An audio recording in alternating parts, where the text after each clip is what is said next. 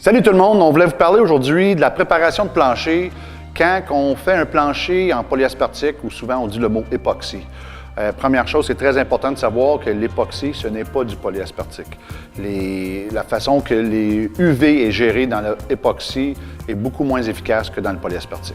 La première des choses, souvent, les gens achètent des ensembles chez Canadian Tire ou chez Rona ou quelconque le magasin et ils viennent mettre ça sur le plancher, puis ça colle pas. On rentre avec l'isoto l'été, ça décolle. Pourquoi?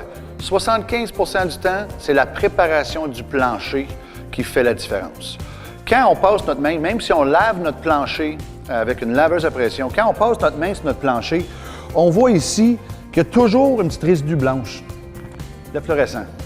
Ça, il n'y a pas façon vraiment d'enlever ça, à moins qu'on vienne avec notre meule et on fait tout le plancher au complet. Comme on peut voir ici, on a déjà fait une grande surface et ça fait énormément de différence. Je vais laisser les gars continuer, puis on va parler de la prochaine étape après.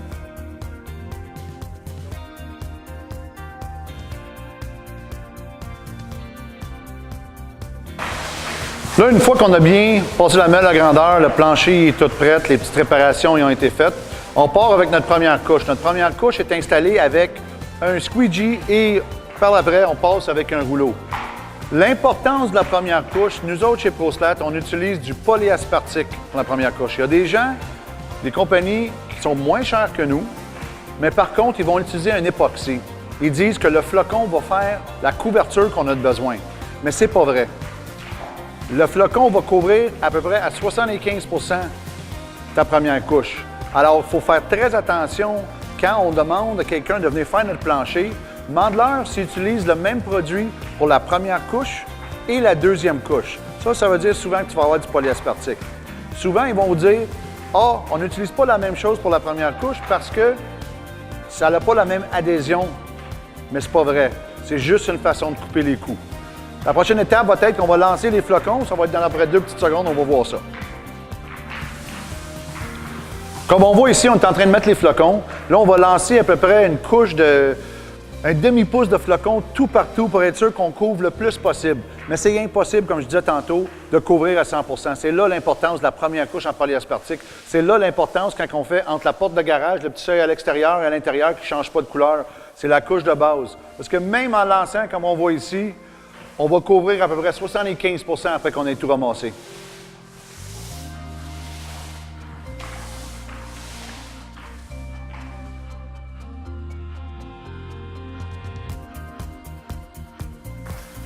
Là, comme vous pouvez voir, on a pas mal tout couvert le plancher. Il reste une petite section ici. Prochaine étape, on va laisser ça sécher à peu près 1h30, 2 heures, tant que ça fige. Après ça, on va ramasser, gratter. On va mettre la deuxième couche. Une fois qu'on a fini de laisser la première couche sécher, on vient, on gratte et ensuite on passe la balayeuse pour ramasser tous les petits flocons qu'on a mis de surplus par-dessus le plancher. Ici, c'est un mélange assez intéressant. C'est un mélange custom qu'on a fait. C'est un mélange de 1 pouce avec du 1/4 qui donne une texture un petit peu différente. Pour la couche finale, toujours, on l'applique au squeegee. Cette couche-là va être un petit peu plus épaisse que la première couche pour aller chercher le maximum de protection. Une fois que le squeegee l'applique, le rouleau encore vient mettre une couche dessus pour être sûr que tout est uniforme à grandeur. Si vous avez des questions, vous voulez une estimation, une soumission, appelez-nous. Contactez-nous sur notre site web. On est là pour vous servir.